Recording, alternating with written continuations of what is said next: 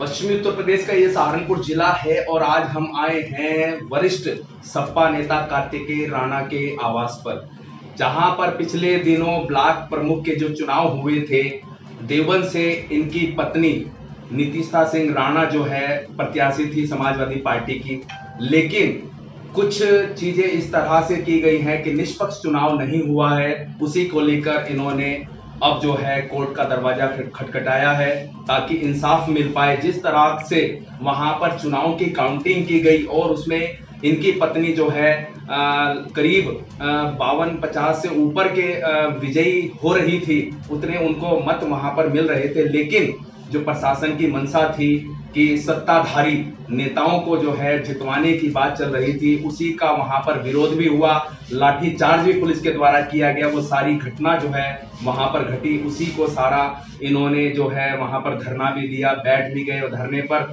लेकिन किसी भी तरह से प्रशासन ने नहीं सुनी, बल्कि इनको जो है गिरफ्तार करके पुलिस लाइन ले जाया गया। वहां भी जो है पूरे सपा समर्थक जो है इकट्ठे हुए। उसी को देखते हुए इन्होंने अब हाई कोर्ट में जो है अपनी रिट दाखिल की है। उसी के बारे में हम जानेंगे इन्होंने क्या क्या कार्य किए हैं और क्या इनकी आगे की मंशा रहेगी।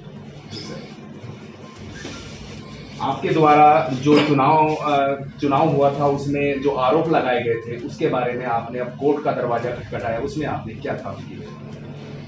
देखिए, ये खाली आरोप ही नहीं, पूरे प्रदेश में ऐसा हुआ है। 826 ब्लॉकों में से अगर 350 पे चुनाव ही नहीं होता है तो आप पत्रकार बंधु हैं, आप लोगों को सब सारी नॉलेज है, आपको मालूम होगा कि इसका मतलब तो सरकार की मंशा ही नहीं थी चुनाव कराने की। और मुझे ऐसा लगता है कि अगर ऐसे ही चुनाव कराने थे, इससे अच्छा तो आप नॉमिनेट करके लखनऊ से सर्टिफिकेट वहीं से बांट देते।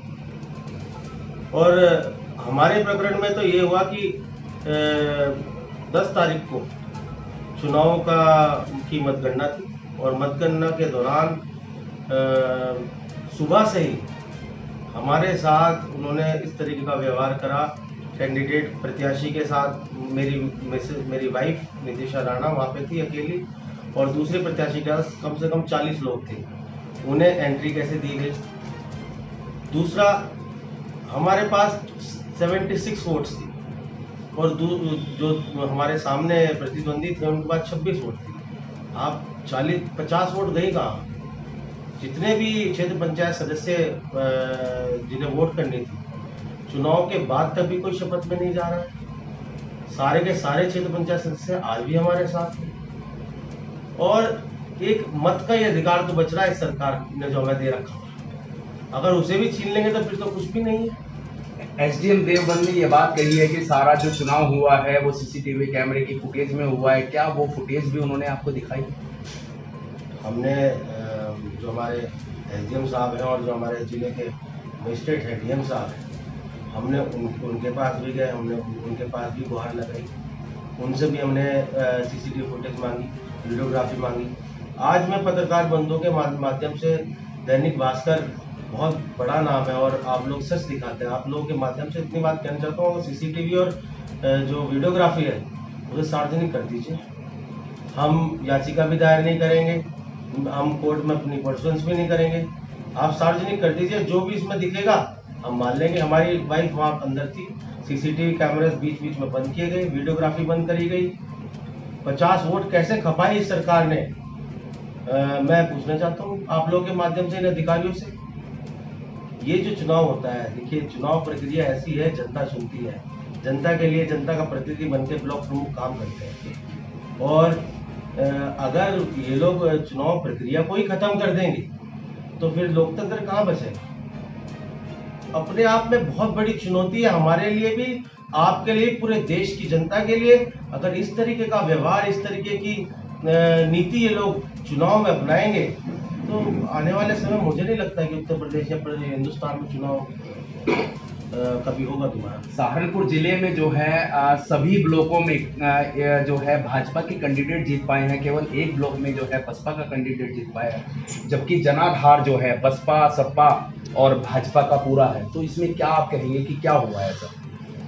मैं सिर्फ आप लोगों के माध्यम से मुझे सिर्फ एक बात बता दीजिए, आप 826 ब्लॉक, 350 लोगों के जो नामांकन है वो रद्द किए गए हैं।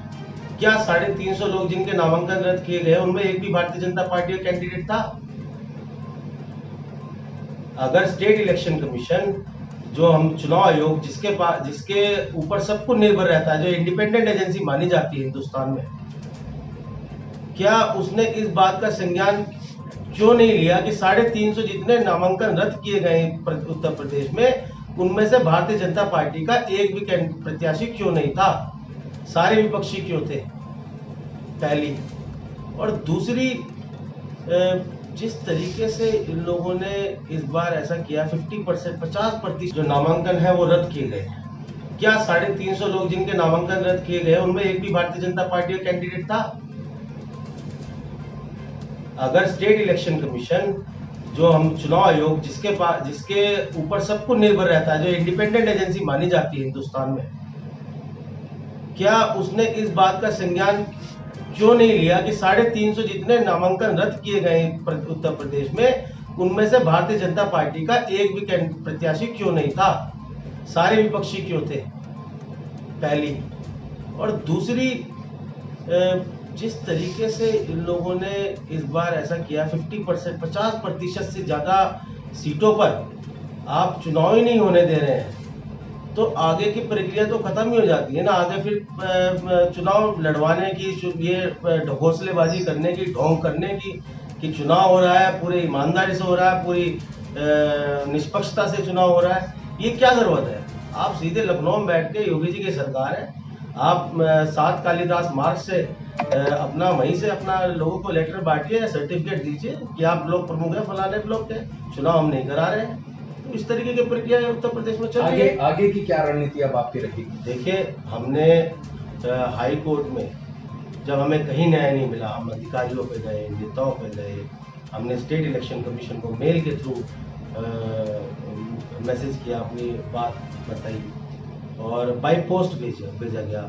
जब हमें कहीं से न्याय नहीं मिला, हम उच्च न्यायालय गए, हाई कोर्ट में हमने अपनी पिटीशन दायर करी और हमें अपने न्यायपालिका पे पूरा भरोसा है और हमें उम्मीद है कि कहीं ना कहीं हमें इंसाफ मिलेगा, न्याय मिलेगा।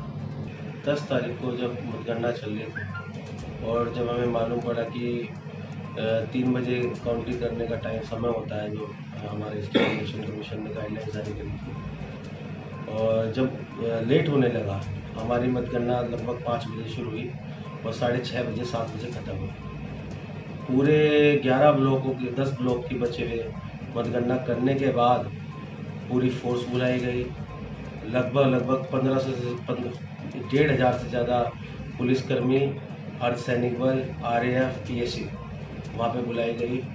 और जब लोगों को पता चला, देवबंद के लोगों को जो वहाँ पे उपस्थित थे कि बहुत गलत हो रहा है, सब लोगों ने धरना प्रदर्शन करा हमारे साथ। और जब हम धरने पे बैठे, इतनी सारी जितना भी पुलिस बल था उसका इस्तेमाल करते हुए सब पे लाठीचार्ज करा गया।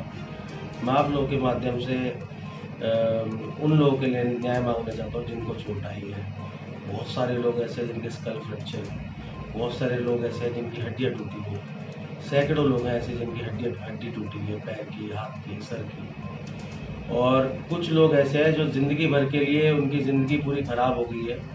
एक नवयुवक है 20 साल का, उसकी घुटने में ऐसी प्रॉब्लम आ गई है, उसकी इतना बड़ा फ्रैक्चर हुआ है कि डॉक्टर्स ने यहाँ से लेके गाज़ियाबाद, दिल्ली तक के डॉक्टर्स ने उसका इलाज करने के लिए मना कर दिया।